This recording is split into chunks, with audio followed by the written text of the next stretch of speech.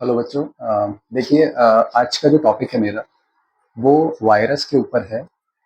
और मैं तो ये कहूँगा कि क्लास 11-12 के बच्चे जितना वायरस को सीरियसली पढ़ते हैं या वायरस रिलेटेड डिजीज़ पढ़ते हैं, हेल्थ एंड डिजीज़ में पढ़ते हैं, बायोलॉजिकल क्लासिफिकेशन में पढ़ते हैं एनसीईआरटी में, या लिविंग वर्ल्ड में भी अगर वो समझते हैं वायरस नॉन लिविंग या लिविंग के बीच के लिंक है, या वो प्लांट किंगडम से रिलेट करके भी पढ़ते हैं कि अलग अलग प्लांट में कुछ वायरल इन्फेक्शन भी हो सकते हैं।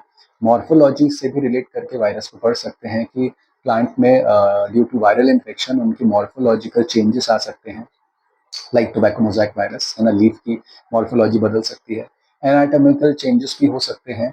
या सेल चैप्टर में तो हम वायरस को डायरेक्टली नहीं ला सकते क्योंकि लिखा तो है वैसे कि वायरस वहाँ पे साइज वाइज दिया है। बायोमोलिक्यूल्स में भी आप ला सकते हैं क्योंकि आरएनए डीएनए वायरसेस होते हैं। तो कहने का मतलब 11-12 से तो रिलेटेड है ही, लेकिन मैंने जो ये टॉपिक आज बनाया है ये एक्चुअली दो बच्चों के सवालों पे बेस ये टॉपिक मैंने यहाँ पे बनाया। कैसे कि एक उसमें से एक मैं 9th क्लास नहीं लेता हूँ फिलहाल, लेकिन 9th का एक बच्चा है, बहुत अच्छा बच्चा है, और वो आईसीएससी का है। तो उसके जो हेल्थ एंड डिजीज वाले चैप्टर्स होते हैं जो कि सीबीएसई में कट हैं, why do we fall in, but उसने एक बड़ा अच्छा मेरे से सवाल पूछा कि सर कुछ डिजीज़ के बारे में बता देंगे, viral disease, bacterial disease, vaccination. तो मैंने बोला बिल्कुल, लेकिन उससे पहले बेटा आप ये जानिए कि वायरस का ओरिजिन कैसे हुआ या वायरस के ओरिजिन के संबंध में क्या क्या थ्योरीज हैं, ताकि आप एक इवोल्यूशनरी मैकेनिज्म को समझ पाएं, जो मैं अक्सर अपने लेक्चर में कहता हूँ कि बायो के किसी भी चैप्टर का जो बेस होता है वो इवोल्यूशन है। और आप इवोल्यूशन के डेटा को, इवोल्यूशन के कॉन्सेप्ट को समझे बिना किसी भी टॉपिक के तह तक नहीं जा सकते, है ना। अगर आपको किसी भी टॉपिक के कॉन्सेप्चुअल स्टडी मतलब आपको करनी है, देन आपको इवोल्यूशन के जो भी डेटा या कॉन्सेप्ट या जो भी फैक्ट्स हैं आपके, उनको समझना पड़ेगा। तो इसलिए मैंने कहा कि थोड़ा इंट्रो अगर वायरस का हो जाता है तो शायद उस बच्चे को भी एक बेसिक नॉलेज मिल जाएगी वायरस के बारे में। मैं बहुत डीप नहीं जाऊंगा, उसके मतलब के हिसाब से भी वीडियो बनाऊंगा डिजीज़ के ऊपर।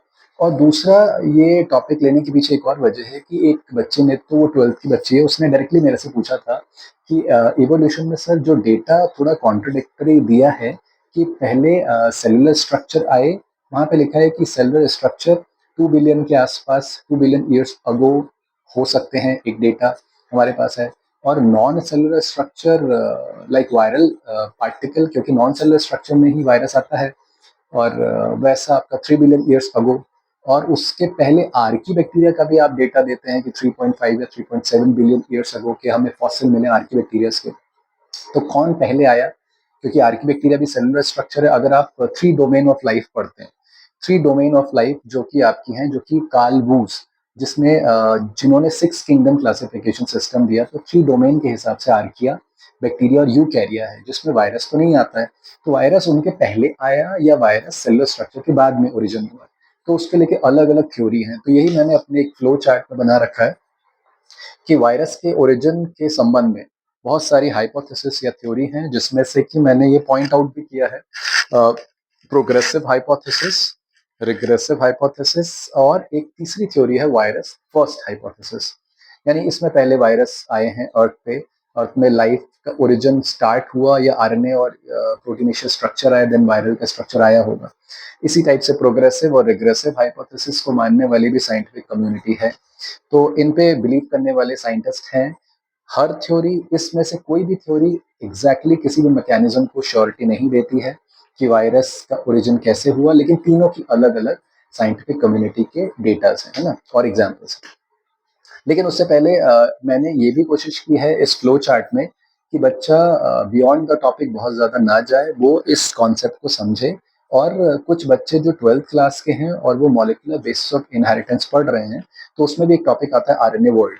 तो उसको भी मैंने रिलेट करने की कोशिश की है कि RNA was the first genetic material, या लिखा है कि प्रिमिटिव आरएनए वर्ल्ड, है ना। क्योंकि अब ऐसा कहते हैं कि पहला जो जेनेटिक मटेरियल अर्थ पे आया वो आरएनए था।